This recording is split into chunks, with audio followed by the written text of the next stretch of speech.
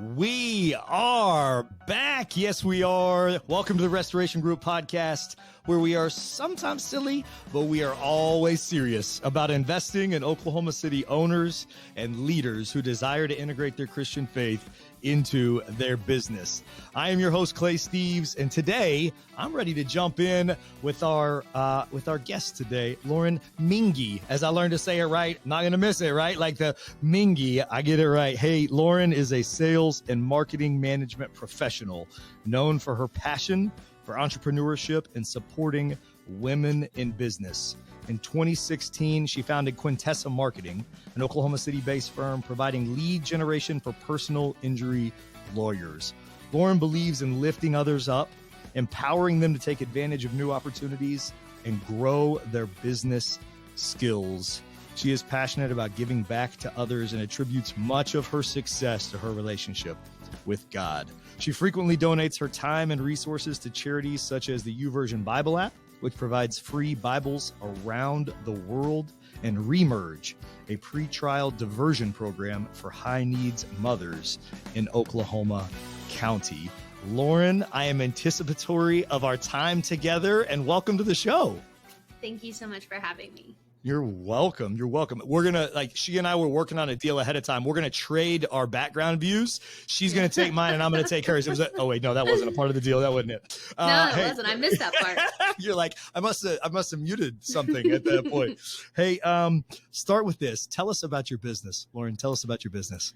So Quintessa Marketing, what we do is we help people who have been injured in an accident and we partner them with an attorney. So personal injury lawyers, they come to me whenever they can't develop leads or in their market. What happens is there's a couple of really big whales that will come and kind of dominate and they can't compete.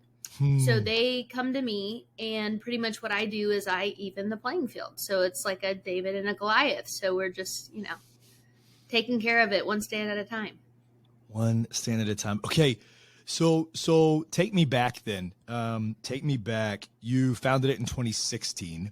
Tell me where you were prior to that, and then maybe just weave in the story of what led to you founding Quintessa. So and it really goes back to 2008, whenever the economy crashed. Yeah. And I was at UCO, and some friends that I graduated in earlier that year, they couldn't even get hired at Target. And so it was a very interesting time. And I didn't know, I was in business. I was majoring in business, and the goal was to get a job. And I was getting offered a job at that time at AT&T corporate. Okay. It was like $40,000 a year, full paid benefits. And I was at the point where I was going to leave college just because, that made sense. And, someone came in to one of the retail stores that I was working at, and they didn't understand how to use the phone. So I he returned the phone. I sold him the phone back and explained to him, this is what you need to do. This is how you use it. And I just sold through education. And he said, hey, you need to come do sales for me. You need to come and help me. And so, and he worked in Dallas, and in 2008, and I think really for a lot of females, it's like, man, you've made it if you go to Dallas. Like if you work in Dallas, like that's a big thing. It was a big city. And so, so I started going, I would spend some time down in Dallas and then back in Oklahoma City. And they did lawyers for personal injury, lawyers. So they did commercials for them. And so pretty much I just got my feet wet with being the executive assistant, and I would drive around these lawyers to and from shoots, and I just did a lot of listening. And because these were powerhouses, like guys that were some of them were worth hundreds of millions of dollars. And I was just hearing every phone conversation, every conversation with their staff. And it was just really intriguing to me. And then about in 2000, I'd say probably 12 is when the SEO came about. So it's just ranking people on Google. And we were paying someone in LA like $50,000 to help us develop our clients because it was such a hot market. It's like, if you could get your clients ranked number one, they could make a ton of money and they would bring in a lot of revenue. Yeah. And so I asked the owners, I said, hey, if I do this and do it myself, would you give me part of the profit? And he said, yes. And so what happened is our SEO took over the TV commercials. It became like 80% SEO, 20% commercials. Huh. And then just every business opportunity I saw pretty much an issue. So once I started doing the SEO, we found we would start listening to their phone calls. And then we realized they would pay their call center people minimum wage. And these were some of the people that would spend $1 million on TV a month and pay their people minimum wage to handle a phone call. And so then I started intake training. And it just made no sense to me. So really it was just kind of a progressional thing. Yeah. And then I got married, and then I had my daughter in 15. And after I had my daughter, the life that I was in Dallas, I was just not really involved in church, or like God was just not really at my forefront. And I just said, like, enough is enough. Like, I'm done with the chaos, and I want to move back home. Like, I want to be back in Midwest City. That's where I'm from. Want to be back, family lunches on Sundays. And so I started working on how can I get home. And I didn't want to raise my daughter in the environment that I was in. And so moved back home in 15. Okay. And then I quit there and was immediately sued from my old company. And so had a mountain of debt, and then started going through a divorce. So it was a lot of very trying times. Yeah. And I had one of my old clients say, hey, I really need some help on my intake training and intake side. Would you come out and be our COO? So I went to him, and I was a COO. I would be a week there and a week here. Okay. And it was in Newport Beach, so great views, but not great for a mom. And it was really hard being away from my daughter. Yeah. So pretty much what happened was I told him, hey, listen, let's look at all the money you're paying me. What would that break down to on a per lead basis? Like, how much would it, if I took my call center, like took the call center people that I've hired from you, Yeah. and I just hired them in Oklahoma because it's cheaper than Newport Beach, cheaper cost of living, better laws. So why don't I do this? And then why don't you just pay me on a per lead basis? And he was like, yeah, let's do it. If you can figure it out, then we'll do it. And so he started with me, and then he told a friend, and then a friend told a friend. And then, our first 3 years were just word of mouth and sales. And we really had honed in on, hey, instead of going in and saying, I'm going to give you a name and a phone number, we were actually developing the leads and signing them up on the contract. So we were giving them, we were taking the hardest part out of it, because the hardest part is finding the intake people to vet the leads. And so we became like the Ritz-Carlton of lead generation for personal injury lawyers. It's like, you saw a broken system, right? Like in the functionality of it. And then you entered yourself in like a concierge level. That was the term I had. And then you said the Ritz-Carlton piece, which of course I think those go synonymously together, but that concierge element of, because I'm assuming most trial attorneys, that isn't their strength. Like there's going to be like, they have a very great aspect that they do, but this ability to curate the call centers, the leads, walk it from the full process until getting to the actual trial aspect, et cetera, is not maybe the natural strength or training. Maybe it's just not even the training piece.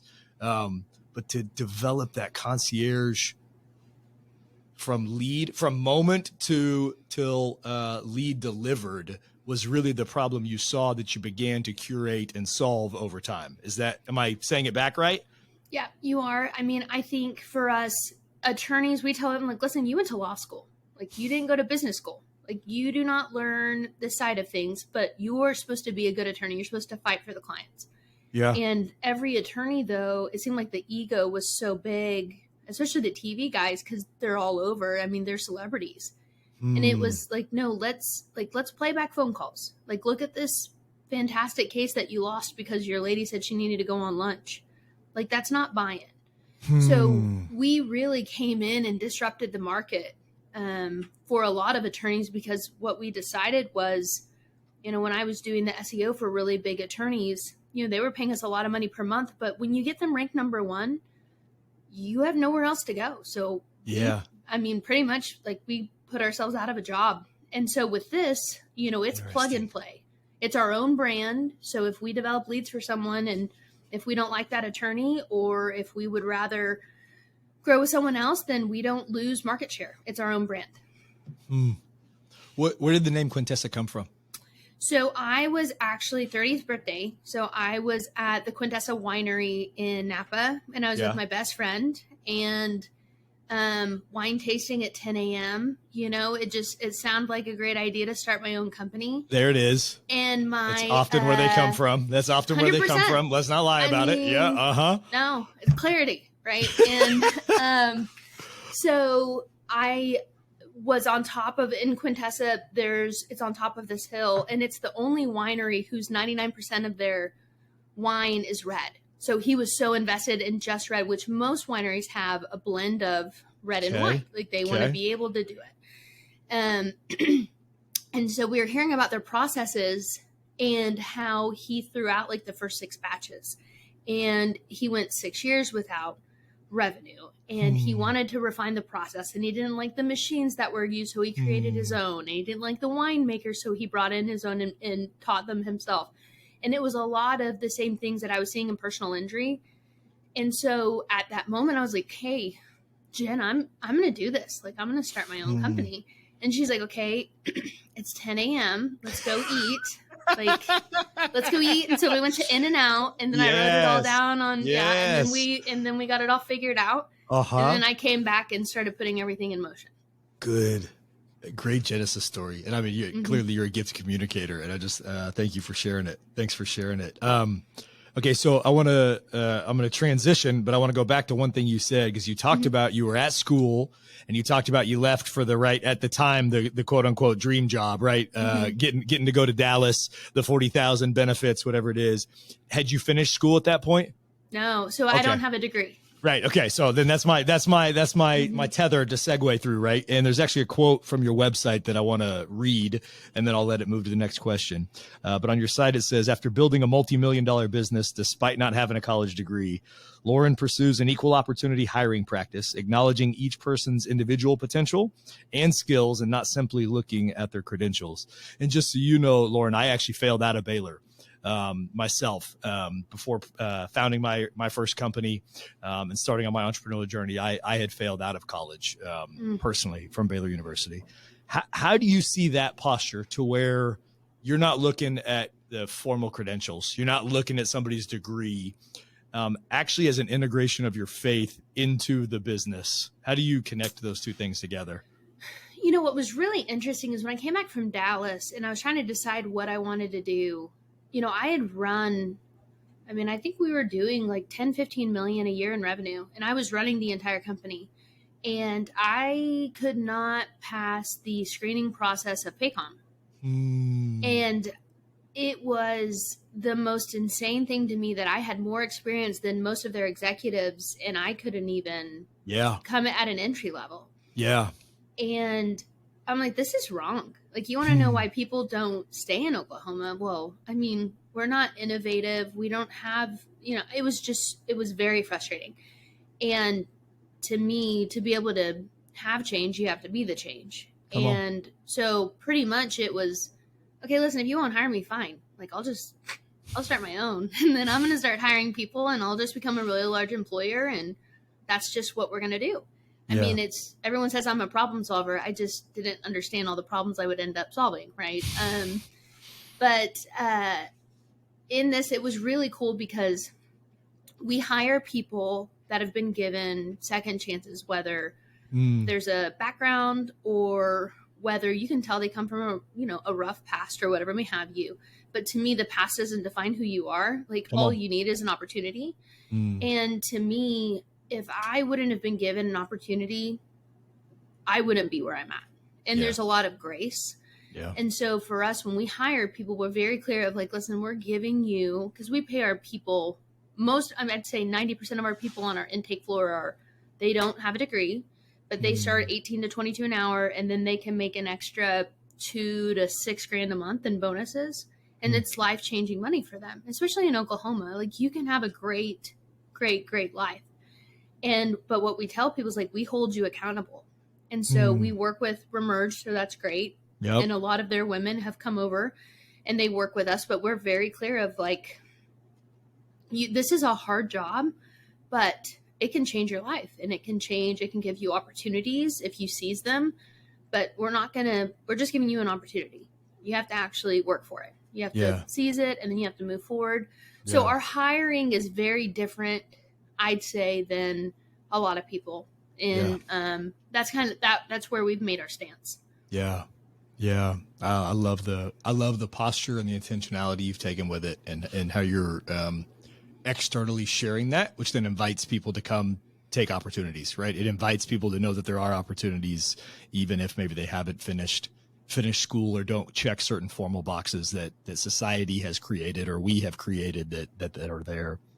What are risks that come with that though?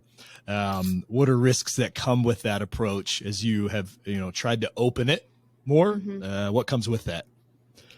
When I first started, it was, not until COVID did I really start dedicating a lot of I'd say my time and energy more on pursuing God path, right? So up until then, I would say the people that we were hiring, it almost developed bitterness of like, why aren't you seizing this opportunity?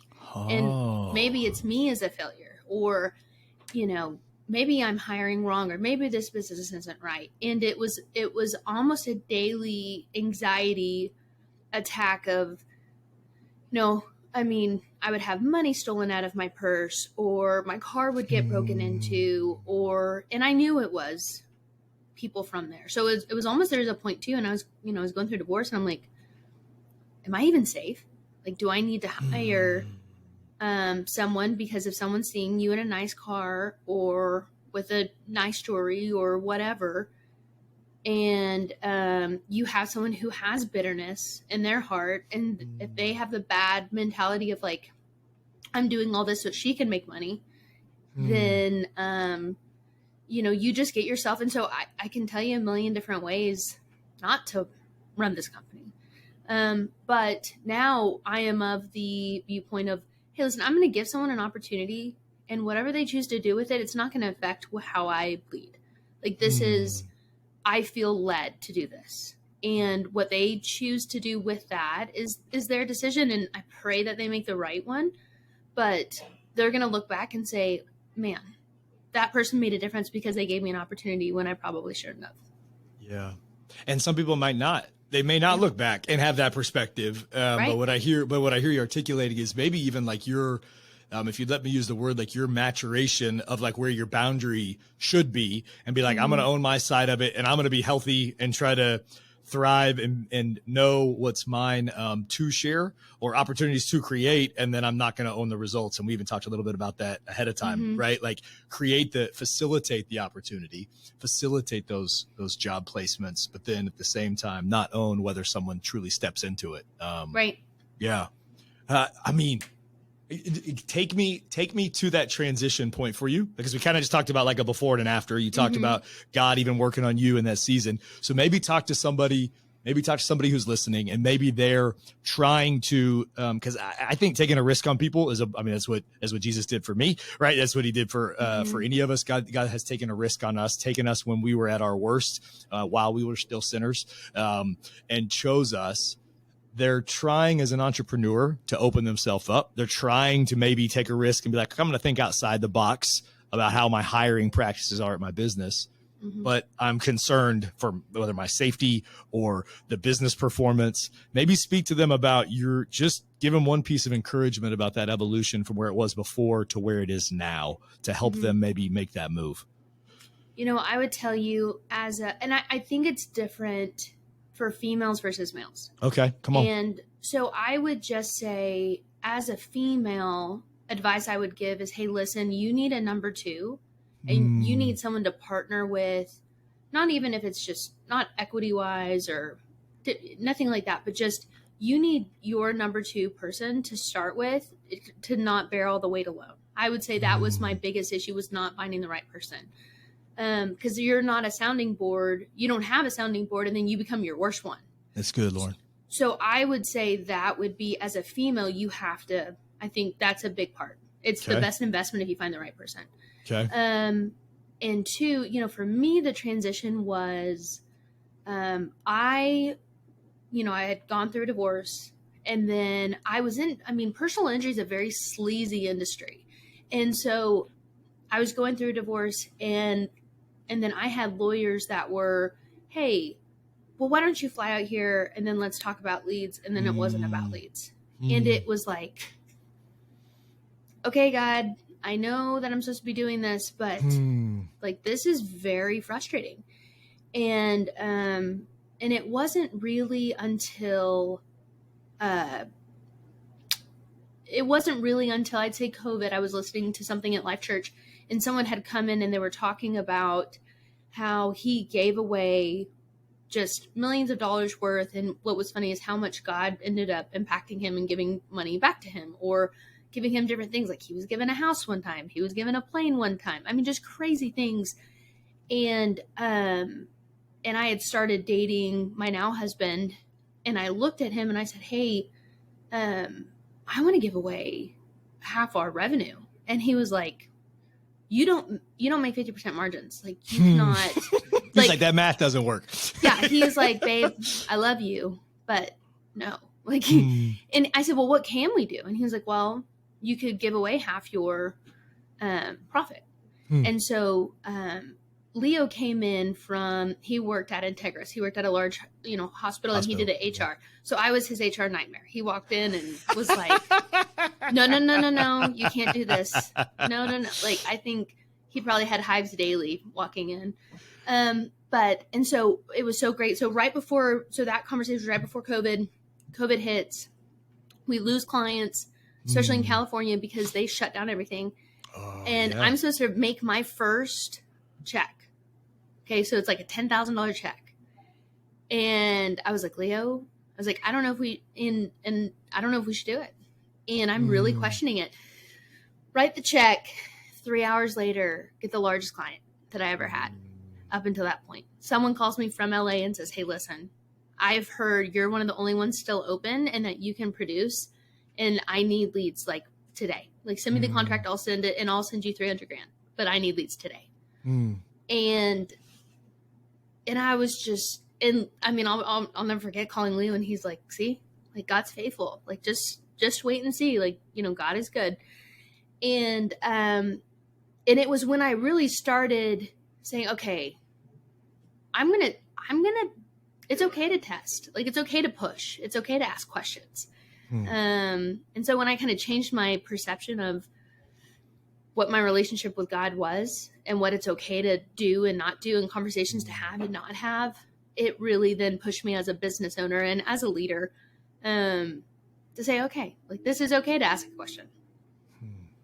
Yeah, it's okay to ask a question. Okay, I want to stay here for a second, Lauren, because one, that's an incredible story of I love the fact that you felt a prompting, you had clarity as to what you're going to do, then you got to the inflection point and the circumstances had changed some, and you're like, I don't know about that. Like, I'm like, are you sure about that, God? Like, did we really talk about it? And then you go through with it. And then there was that story you shared has an incredible, you got an affirmation right after, right? In a really cool way.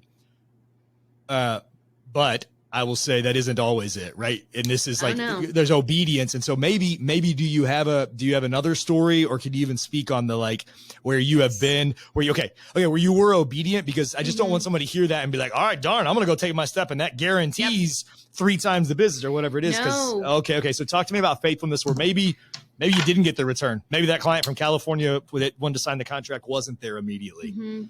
So I'll tell you, there are 2 really pivotal moments. So my industry is very litigious. So what I do, I can imagine. I mean, I can only imagine. Working with lawyers, right? I know, I swim with sharks daily. And I believe it. So what we pretty much do, though, is we go into a very large market with very large players, and I take group funding from medium to smaller size guys and spend as much, if not more, than the largest player in the market and go toe to toe with them. You pool it to be able to compete, Correct. like dollar spend against the whales, as you called them earlier. Yep. Yeah. I got you. Okay. Okay. So largest donation I've ever given away. I was served with a lawsuit that day. And this lawsuit's still going on. I'm like probably, I don't know, 800,000 in. 2.5 years later, it was initially dismissed, and then a Fifth Circuit appealed it, which it was a 0.001% chance of it being appealed, and it was appealed. And I was like, okay, God, like I'm giving away half my profit, and you're supposed to put a hedge of protection. Like, I'm going to do better and more good than these guys. Where are you? Like, what happened? Yeah. And, but it also at that point, it's like, hey, listen, I'm not only on the mountains, like I'm in the valleys, and you need to remember that. Yeah. And also, so what I pray for every day is, hey, listen, God, you've already seen this through. Give me the grace to understand it and help me not have anxiety over it, and let me just be able to process it, and let me still maintain what I'm supposed to do in my calling, and let that be my focus, and just know that this is all noise. Yeah. And so when I let my anxiety fall away, not that it doesn't come back, because heavy is the head, right? Like when you're going toe to toe in some of these most competitive industries, or you're making a difference, you're going to get attacked, especially as a Christian. Like, devil comes to steal, kill, and destroy. Like, I'm living proof of it. But at the same time, you have to trust that God is faithful. And you have to trust that if even whatever you're going through, there's a reason. And you may not understand it now, but maybe 5 years from now you did. Or maybe the person that, that needs to hear that story, like they get something from it. You just have to understand there's a greater story and there's a greater good. You just may not at that point get it. How do you process the tensions? Like so you used the word anxiety a couple of times. Like you just mentioned it. Like how do you stay connected to the vine, right? How do you stay connected to God? How do you process like multiple heavy, because you're talking about carrying lawsuits, you're carrying, and you're not carrying the burden, but you're creating a culture of hiring people who taking risks on some employees. You're I'm assuming you're out taking new ground, taking new markets. Because Quintessa's still growing. You're scaling. Like there's a loads of, I'm gonna say weight. You said heavy's the head. There's loads of weight there. How do you hold that tension? How do you stay healthy? How do you balance those things? I think right now it's a very interesting time because, my husband and I have been together 5 years, and we Congrats, by the way. That's 4 awesome. Kids. Thank you. Yeah, it's, big story of restoration. Come on, and we have 4 kids, and then I am pregnant right now with our first one together. Hey, yes, I know, congrats. exciting. It's awesome. Yeah. And we are on this world domination track, and then just remodeled a home. And so, my husband thinks I can't live without it. Like, I can't live without the chaos. He's like, listen, if you're not doing 20 things, I don't know if you can be successful, because you love solving problems. Like, you love helping people. And if you're not presented with problems, you're just going to probably look for one to solve, or just start going out and be like, okay, what can I do? And so I think, for me, the weight is something that, in a way, it's a blessing, because if God is giving me something, it's because he knows I can handle it. Right now, there's days. There's days where I'm like, Leo, I can't do it. Can't do it today. Like, I need to talk through. I need to take a minute. I need to cry. I need to whatever. And there are those days, but it's normally because there have been, days leading up that I haven't been in the Word, that I haven't been praying with my husband, that I haven't been like listening to uplifting music. Like, you can tell that there's things that lead up to that. So to me, in my habits daily, it has to be that I have time. Like, I work out every single day. I read my Bible every single morning. I pray with my husband. We do a devotional together, and I have a rhythm. And I take my girls to school. I pray over them. I call my parents. They pray over them.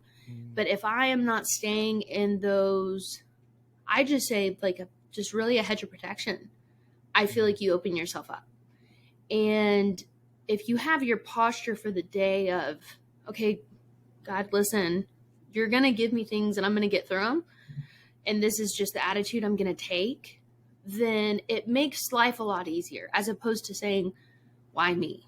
Instead, it's just, well, why not me? Right? Like, I'm making a difference in the kingdom.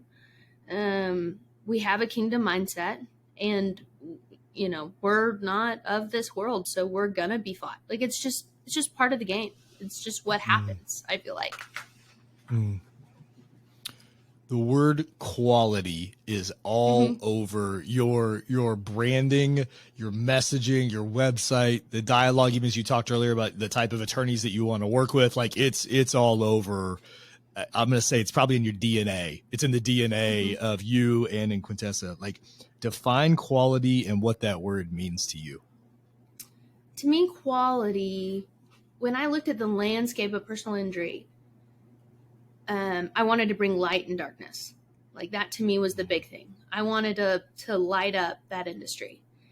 And I wanted to say, Q, our slogans, think different. And so when I thought about quality, like, what is no one doing?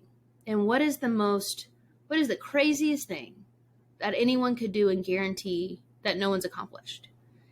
And it was retainers. And it was, hey, listen, I'm going to go out, I'm going to spend money, and I'm going to guarantee that you're going to get retainers from the money that you fund me. Yeah. And so to me, quality is like, I'm going to be better than everyone else, and I'm going to maintain being number one, and I'm going to continually improve my process to where, we're identifying issues before you do.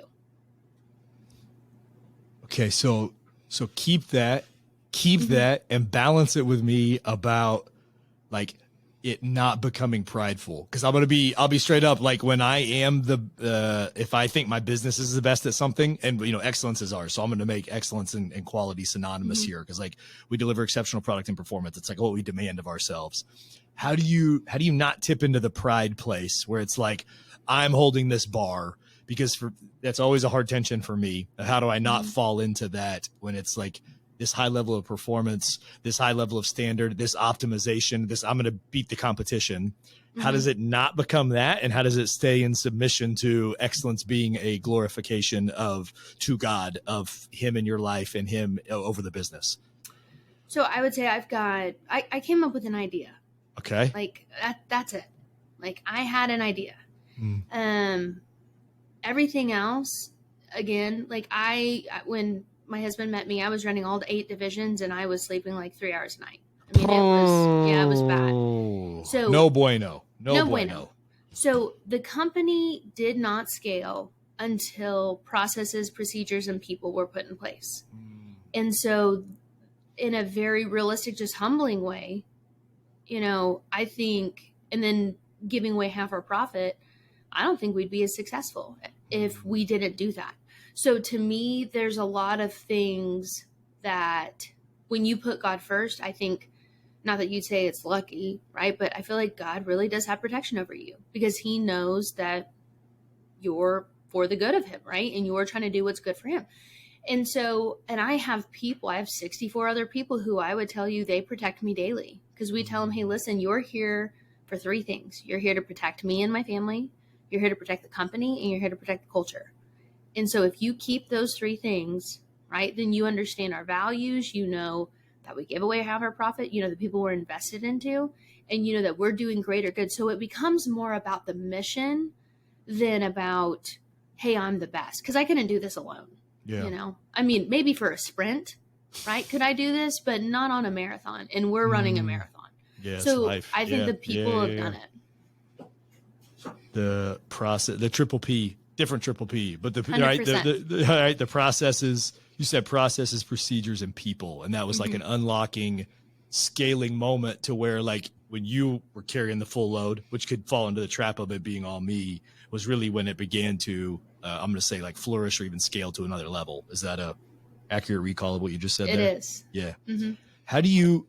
It's like, what's your quality control, pun intended? What's your quality control on, like, because personal injury, you've used a few words. I'm going to summarize like dirty. It can be messy. I mean, this is where the term ambulance chaser can come from, right? Yes. Am I wrong? Okay, right. So like Correct. that's the space of this. If anybody's listening, like how do you ensure quality control for the people?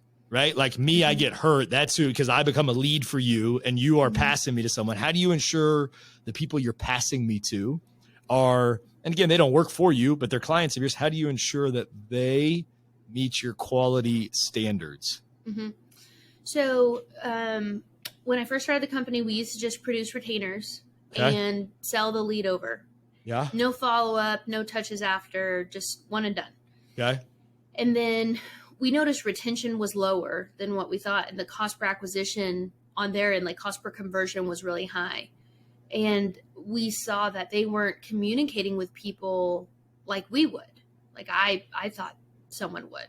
Okay, so like I have an injury. My level of concierge service and connection with you is at a high level. Then I'm sent to the personal injury attorney, and all of a sudden that level, I have a new expectation of communication, of service, and it changes. Is that the dynamic you're talking about? So it's like you would get signed up with a retainer with a lawyer, and whereas we just spent 20 minutes with you, I know 3 personal facts about you. And then I'm live transferring you, and then the lawyer's like, okay, great, we'll call you back in 3 days. And they're not getting calls back. They're not getting treatment set up. And so we started a process.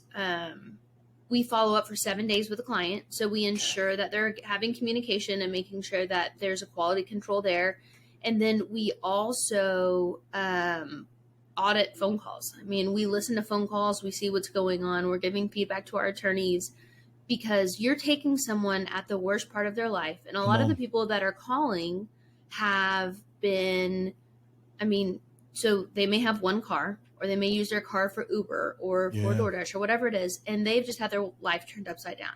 Yeah. So what we do is we say, hey, listen, we're your advocate. We are here to help you. So if you're not getting help, you call us.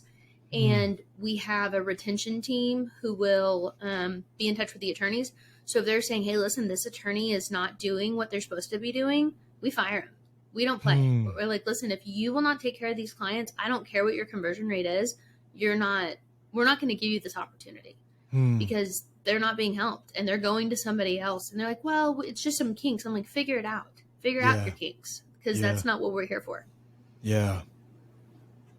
I can imagine that's a pretty clear conversation when you have it with them, as you're like, you're smiling at me right now. You're like, it's not, there's not ambiguity in that, in that dialogue.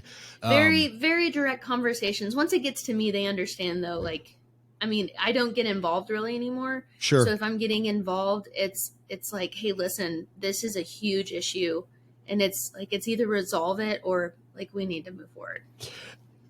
But what I hear from you, Lauren, is that that's an overflow of your passion of caring for a person in need. Like, I just like to articulate that. That's what I hear. I hear that being an overflow of this, like someone's life, like they are at risk. Someone is vulnerable. Someone is in need, where we actually have a skill set and an opportunity to navigate what is a very complex system that a majority of us just functioning citizens don't know how to thrive in, that you can be an advocate for to ensure they have it. And that's where that, I'm going to say directness, because your quote, I'm swimming with the sharks. Like you better be ready to go on behalf of someone else. Is that a, It is, to me, you look at how, there's no reason I should be where I'm at. And so to me, when I see them, like I remember I was in a super abusive relationship, and it was before I got married the first time. I was working at Chili's. I had separated from my parents, hadn't talked to them in months. And I was like the worst time. And I showed up one night after just getting in a bad altercation with my boyfriend. And I showed up at their house, just prodigal son, right? Like just really showing up on their doorstep.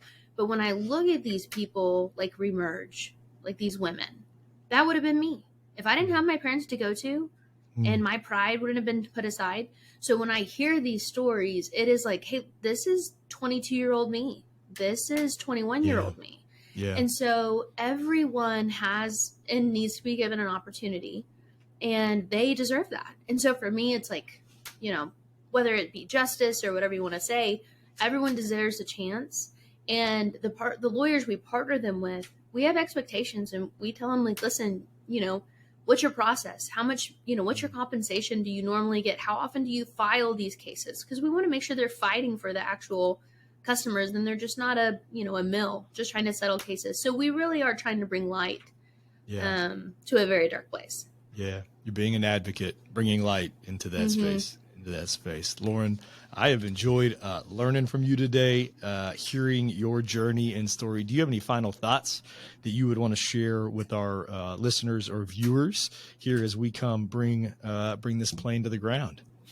The only thing I would say is, when you decide to put God first, or attempt to, when you really start pursuing God and saying, hey, listen, I'm going to put you first and make it part of the mission and the culture, it feels uncomfortable initially, and it's fought with resistance. But the fruits of what happened, whether it be the impact that you have or the lives that you change, there's a heavenly result for that, right? And so it's so much more than we can see. And I think that when you can keep a heavenly perspective instead of a worldly perspective, it really changes how you run your business. Thank you. Thanks for sharing that. Thanks for doing it. Thanks for modeling it. But then even thanks for sharing it with us. My verse I had kind of as an inspiration in preparation and stirring was from Ezekiel for this time, Lorna. It says, Ezekiel 34, I will seek the lost and I will bring back the strayed. I will bind up the injured and I will strengthen the weak. And it just stirred on my heart thinking about the passion of what your company does and what you are doing on behalf of so many. So thank you for sharing with me today.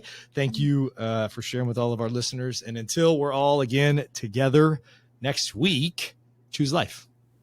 Thanks for tuning into our show. If you want to learn more about how you can integrate your faith into your business, download our integrated business guide for free by clicking the link in the show notes below. Thanks again for joining us, and we'll see you next time.